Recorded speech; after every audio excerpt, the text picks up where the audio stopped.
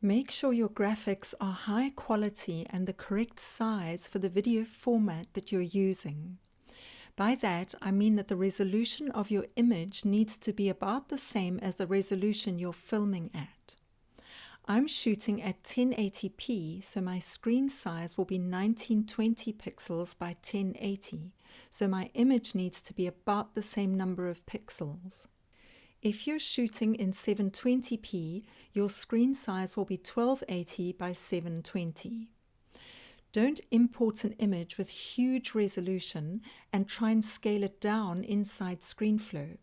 Even in its scaled down version, it still retains its number of pixels and therefore its size, which will vastly increase your video file size, leading to a slow load time. And also, a 6000 pixel image tends to make my Screenflow crash. Let's set the screen back to 1920 by 1080. Don't import an image that's too small either. I'm exaggerating here for effect, but look what happens when I try to scale this 320 pixel by 213 pixel image to fit my screen. The 320 pixels are just growing in size to fit where the 1920 pixels should be, so the quality is terrible. Let me show you how to resize your images in Preview right on your Mac. Here's my original image, and its dimensions are 3,500 pixels by nearly 2,500. Its file size is 5.2 megabytes. I'm going to reduce it in size. Never reduce your original images in case you want to use them for something else that requires full resolution.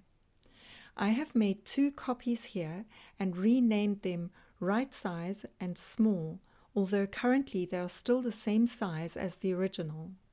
Let's resize the right size image first. Double-click on the image to open it in Preview. Open up the Tools drop-down menu and choose Adjust Size. You can see this image is not the 16 by 9 aspect ratio needed for video. I want the width to fit right across my screen. I still need to keep the aspect ratio locked to stop the image distorting, and choose a width of 1920. This makes the height incorrect. I actually need 1080, but I can crop off a bit inside Screenflow. You could leave the resolution on 300 if you might want to print the image out for any paper promotional materials, but 72 will be fine for electronic media and will bring the file size down. See, the file size has come down to only 568 kilobytes. Click on OK. Then go to File, Export to save your image as a new file. Open up the Format drop-down menu and choose which file format you want to save your image as. Choose PNG format if ever you want to remove the background from your image, which I'm going to show you how to do in a minute. But for now, I just want to resize my small image. Open it in Preview. Select Tools, Adjust Size. This time I'll choose a template from the Fit To menu, and I'll go for the smallest. Set the resolution to 72 and click on OK. You can see here it's less than 10% of the original size of the image. If we zoom in closely, you can see how the pixels have grown to fit the space, which is why the quality was so poor when I showed it to you at the beginning of this video. Removing a background from an image is done in a similar way in all image manipulation software, but I'm going to show you how to do it in Pixlr because it's free and fairly simple.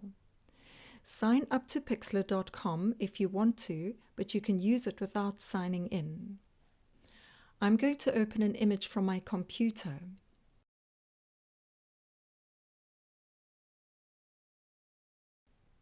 Your image comes in on a new layer. Double-click on the layer to unlock it and make it editable. Then select the Magic Wand tool from the Tools panel and adjust its tolerance up here. Your choice of tolerance depends on your particular background. The higher the tolerance, the more shades close to the color you're selecting will be included in your selection. I'm going to start off with a tolerance of 10. Click once inside the area you want to remove and then hold down Shift. You'll see a tiny plus symbol next to your magic wand indicating that you can make additional selections. Keep holding down Shift and click on the rest of your background. You can zoom in to see the finer details by adjusting the zoom slider in the navigator window and move the red focus box to the area you want to work. But now that I look more closely, with only a tolerance of 10, I'm not getting all the background. If I adjust the tolerance too high, it will start to include parts of the camera in my selection. So I'm going to hit Command D to deselect everything and zoom out to see my whole image. This time I'll set the tolerance to around 30 and start again. You have to play with this until you find the correct tolerance for your image. Zoom in to make the finer selections all around your object and get into all the little nooks and crannies.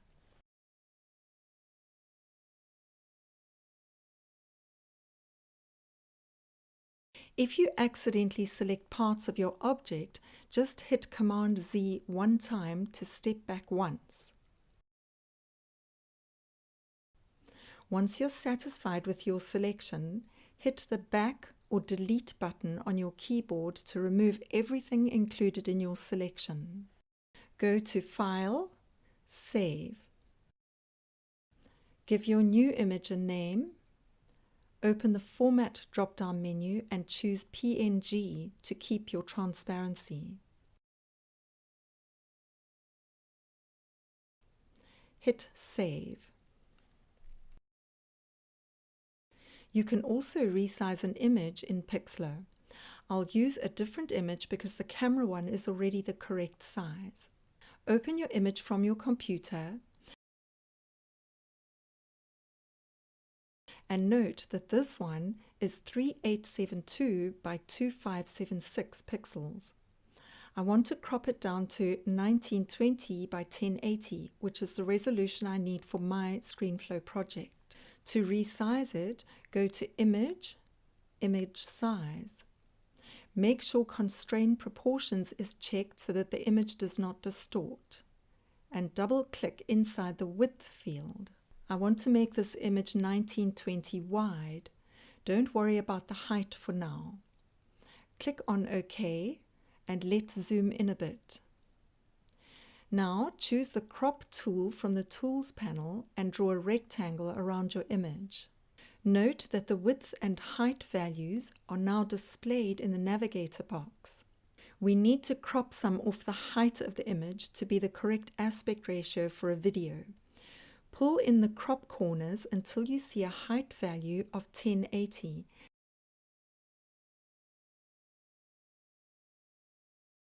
And then grab the crop box and adjust it to exactly where you want it on the image. Hit Enter to accept the changes and then go and save your resized image.